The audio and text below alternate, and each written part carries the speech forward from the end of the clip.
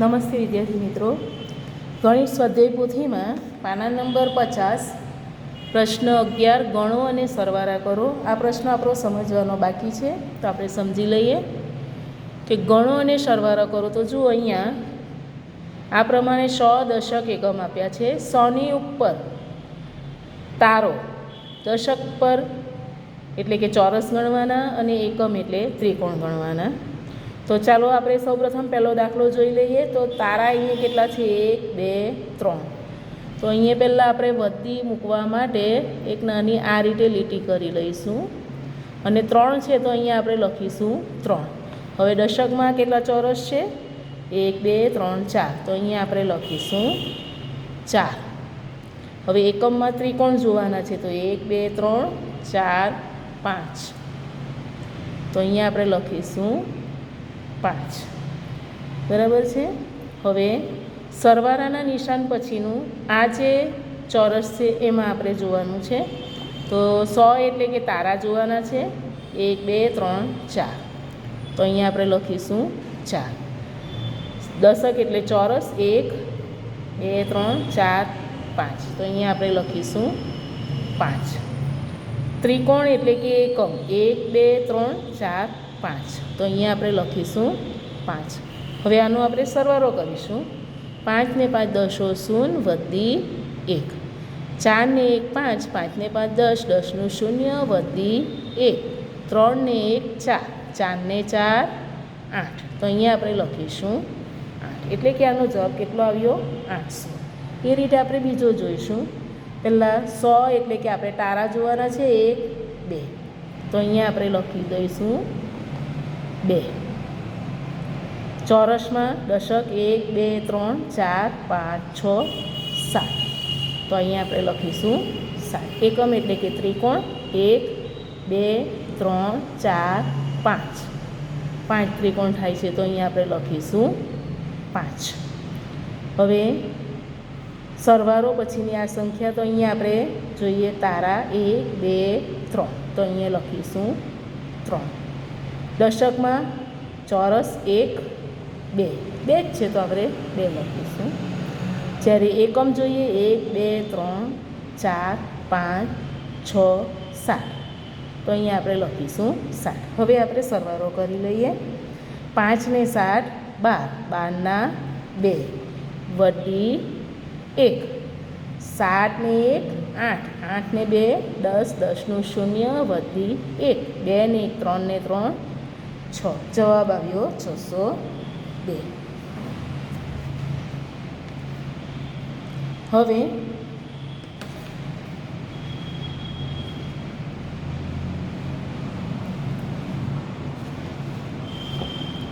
આપણે ત્રીજો જોઈ લઈએ. ત્રીજામાં છે 1 2 3 4. બરાબર 4 જ છે ને? હા, તો ચાલો લખીએ 4. દશક 1 2 3 4 5. તો 5 લખીએ. એકમ અહીંયા આ લાઈનમાં નથી, આ લાઈનમાં અહીંયા છે 1 2 3 4. તો અહીંયા આપણે લખીશું 4. સરવાળાના નિશાન પછી પહેલાં તારા ગણી લઈએ 1 2 3 4. તો અહીંયા આપણે લખીશું 4. દશક જોઈ લઈએ. દશક એક પણ નથી તો અહીંયા લખીશું 0. એક પણ આમાં ચોરસ નથી. હવે એકમ એટલે કે ત્રિકોણ ગણીએ 1 2 3 4 5 6 7 8. તો અહીંયા આપણે લખીશું 8. તો 4માં 8 ઉમેરીએ તો 12. 12ના 2 વધી 1. 5 ને 1 6. 6માં શૂન્ય ઉમેરતા 6. અને 4 ને 4 8. જવાબ આવ્યો 862. હવે એ જ રીતે જે ચોથું છે એ જોવાનું છે. પહેલાં આપણે તારા 1 2 3 4 5. તો અહીંયા આપણે લખીશું 5. હવે દશક જોઈ લઈએ 1 2 3 4 5 6. તો અહીંયા આપણે લખીશું 6. એકમ જોઈ લઈએ 1 2 3 4 5 6 7 8 9. તો અહીંયા આપણે લખીશું 9. હવે સરવાળાના નિશાન પછીનું જોઈએ. તારા કેટલા છે? 1 અને 2. તો અહીંયા આપણે 2 લખી દઈશું. હવે દશક જોઈએ 1 2 3 4 5 6 7 છે, તો અહીંયા આપણે 7 લખી દઈશું. હવે ત્રિકોણ એટલે એકમ 1 2 3 4 5 6, તો અહીંયા આપણે લખીશું 6. હવે 9 ને 6 કેટલા થશે? 15. 15 ના 5 વધી 1, 6 ને 1 7, 7 ને 7 14, 14 4 વધી 1, 5 ને 1 6 ને 2 8. બરાબર છે. હવે આ પ્રશ્નો તમારે દાખલા આ રીતે ગણી કરવાના છે, પરંતુ થોડું ચોપડીમાંથી સમજવા જેવું છે, એ પણ હું તમને સમજાવી દઉં છું. ત્યાર પછી જ આપણું પ્રકરણ 3 પૂર્ણ થશે. હવે અહીંયા એક ચોપડીમાં વાર્તા છે કે ચાલો હું તમને વાર્તા કહું. જેની પાસે ચોપડી નથી એ બરાબર આમાં જ ધ્યાન આપી દે. ચોપડી તમારી પાસે હોવી ફરજિયાત નથી, જેટલું ચોપડીમાં હશે એટલું હું સમજાવતી જઈશ. એક વખત સિંહનું એક બચ્ચું જંગલમાં રસ્તો ભૂલી ગયું. તે રડવા લાગ્યું. હવે બચ્ચું હોય, તમે પણ ખોવાઈ જાઓ તો રડો કે નહીં? અને માં એમ બૂમો પાડવા લાગ્યું. આપણે મમ્મી ઓ મમ્મી કરીએ, પપ્પા એવું બૂમ પાડીએ છીએ, બરાબર? એક વૃદ્ધ હરણને, વૃદ્ધ એટલે કે ખૂબ મોટી ઉંમરવાળું જે વ્યક્તિ હોય તેને આપણે વૃદ્ધ કહીએ. એક વૃદ્ધ હરણને તેના પર દયા આવી. તે તેને પોતાના ઘરે લઈ ગયું. હરણને દયા આવે છે ને તે સિંહના બચ્ચાને લઈ જાય છે, પરંતુ બીજું હરણ ખરેખર ખૂબ ગભરાઈ ગયું. જે બીજા જે હરણ હતા એની સાથે જે રહેતા હતા પેલા વૃદ્ધ હરણની સાથે, એ બધા ગભરાઈ ગયા સિંહના બચ્ચાના જોઈને. અને તેના બીજા મિત્રો, હરણના બીજા મિત્રો સસલા, ખિસકોલી, પક્ષીઓ પણ બધા ગભરાઈ ગયા. અરે આપણી વચ્ચે સિંહ, અરે ના ના, તે આપણા બચ્ચાઓને ભરખી જશે એટલે કે ખાઈ જશે. વૃદ્ધ હરણે કહ્યું, ગભરાશો નહીં, હું તેને આ બાબતમાં ચેતવણી આપીશ એટલે કે સમજાવીશ કે તારે અહીંયાના કોઈ પણ પ્રાણીઓને ખાવાના નથી, તારે એનો શિકાર કરવાનો નથી.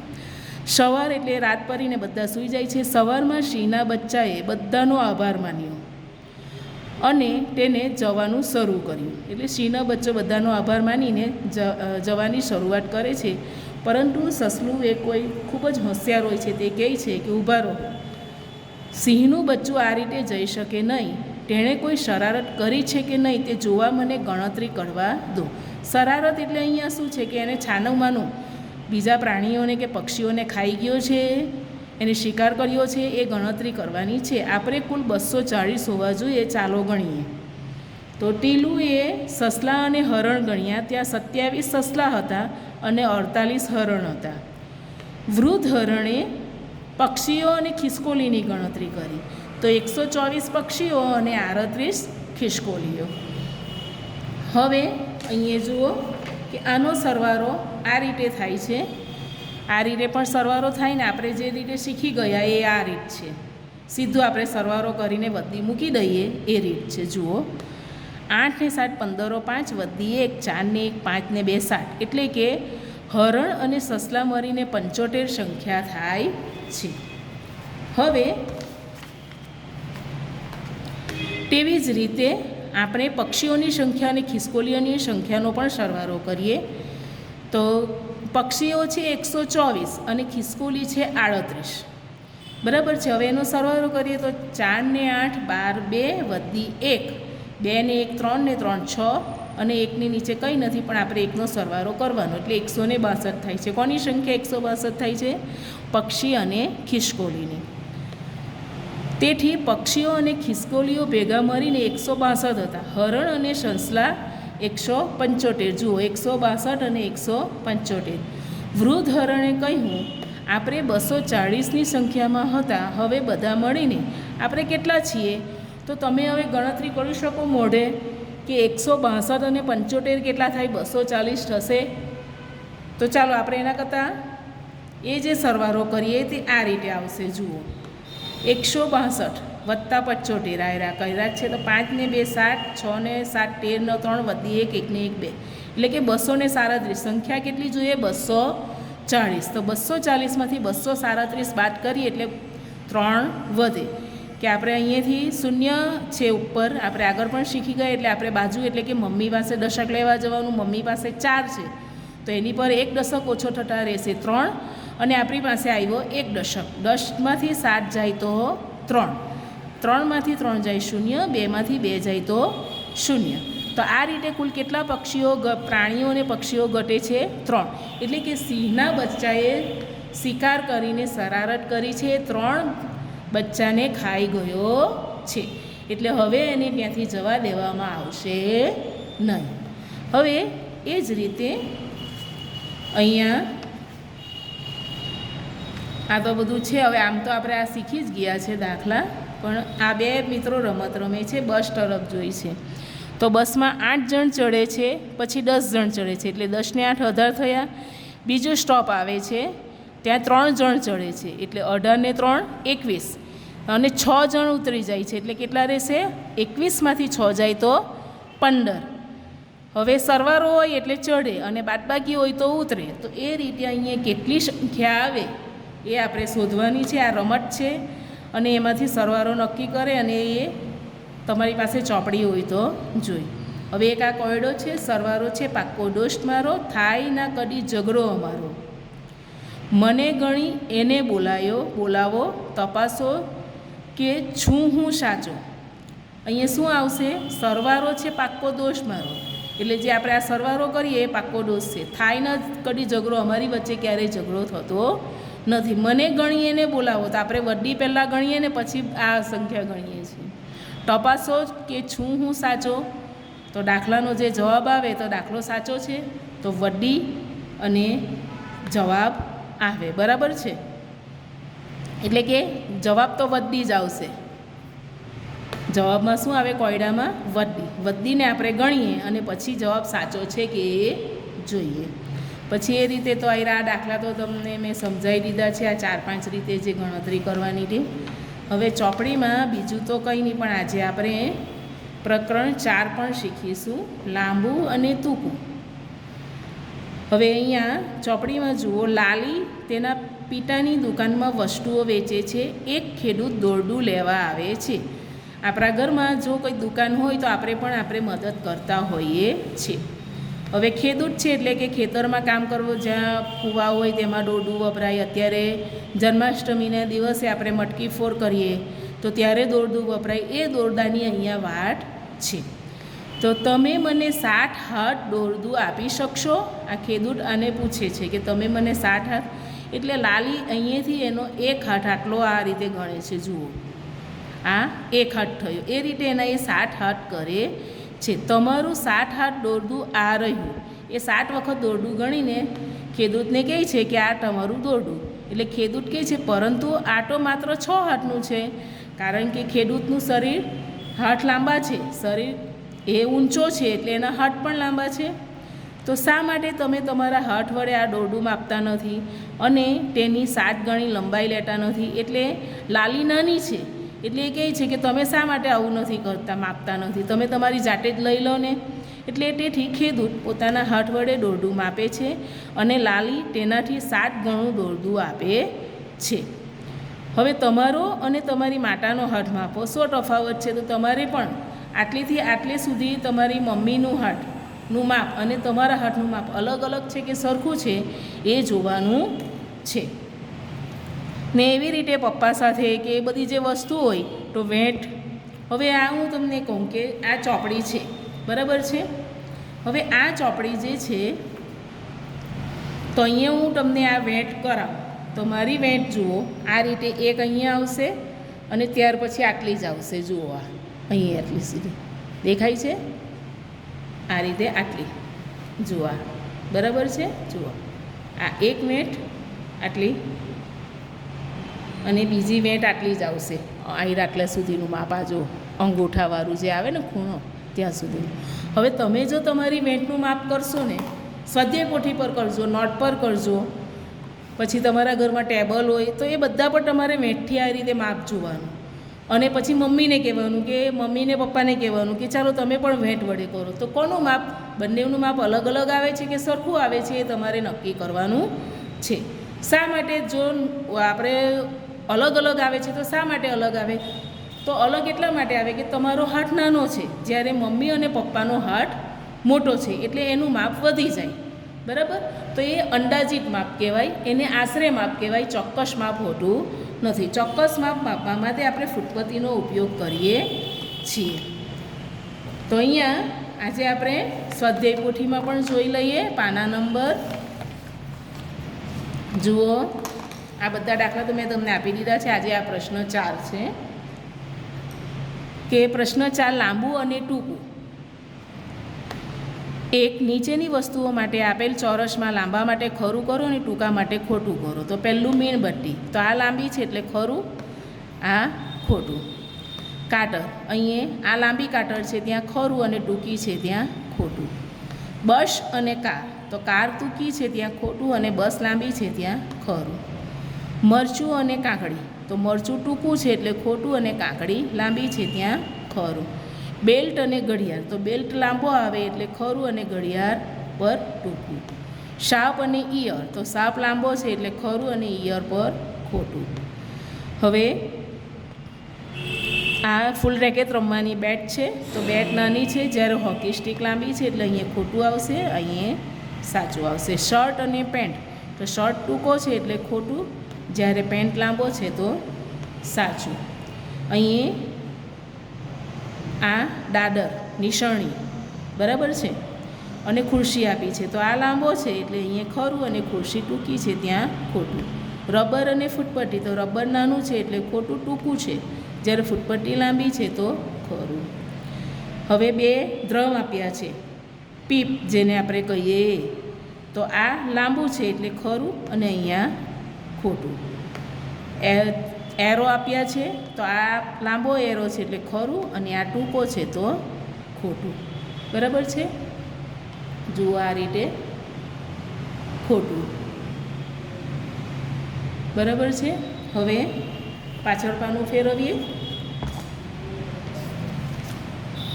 હવે જુઓ, અનુમાન કરો અને કહો કેટલા.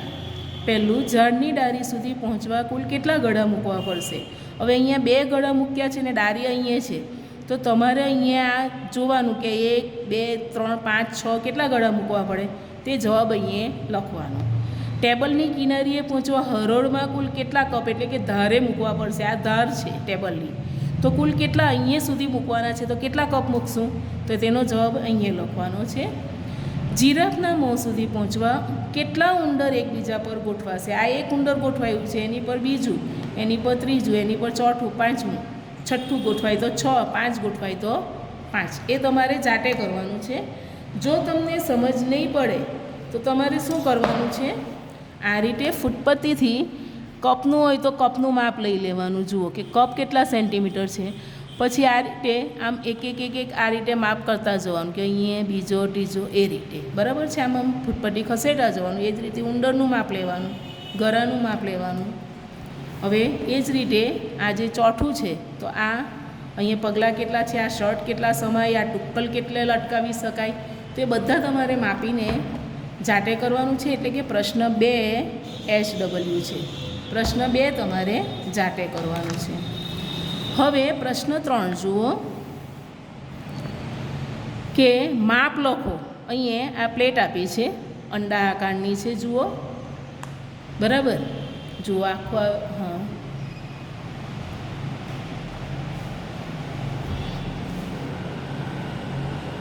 તો એનું કેટલું માપ છે, તો અહીંયા આપણે સ્કેલ મૂકીને ફૂટપટ્ટી મૂકીને આપણે જોઈ લેવાનું કે આ કેટલું છે, 4 સેમી. તો અહીંયા આપણે લખીશું 4 સેમી. ત્યાર પછી ચાવી છે તો 7 સેમી, તો અહીંયા આપણે લખીશું 7 સેમી. ટીવીનું રિમોટ તો એ 10 સેમી પર આવે છે, તો અહીંયા આપણે લખીશું 10 સેમી. કાંસકો અહીંયા પૂરો થાય છે તે 14 સેમી છે, તો અહીંયા આપણે લખીશું 14 સેમી. આપણો અહીંયા આ અવિભાગ પૂરો થયો. હવે બમાં પણ એ જ રીતે છે, બ્રશ આપ્યું છે, તો બ્રશ કેટલાએ પૂરું થાય છે અહીંયા તમે જોઈ શકો છો, 14 સેમી, તો અહીંયા આપણે લખીશું 14 સેમી. હવે કેન્ડી તે કેટલા સેન્ટીમીટરની છે, 10 સેન્ટીમીટર, તો અહીંયા આપણે લખીશું 10 સેન્ટીમીટર. હવે બ્રશ છે કલર કરવાનું, તો એ 12 સેમી છે, તો અહીંયા આપણે લખીશું 12 સેમી. બોલ પેન 8 સેમી છે, તો અહીંયા આપણે લખીશું 8 સેમી. અને પેન્સિલ 7 સેમી છે, તો તેનું માપ આપણે લખીશું 7 સેમી. આ ચોક્કસ માપ છે, બરાબર છે. તો આજે આપણે આટલે સુધી જ ભણવાનું છે. પ્રશ્ન 2 તમારે જાતે કરવાનો છે. પ્રશ્ન 1 અને 3 ટીચરે કરાવ્યો છે, બરાબર છે. તો આપણું આજનું અહીંયા શૈક્ષણિક કાર્ય પૂર્ણ થયું. બસ.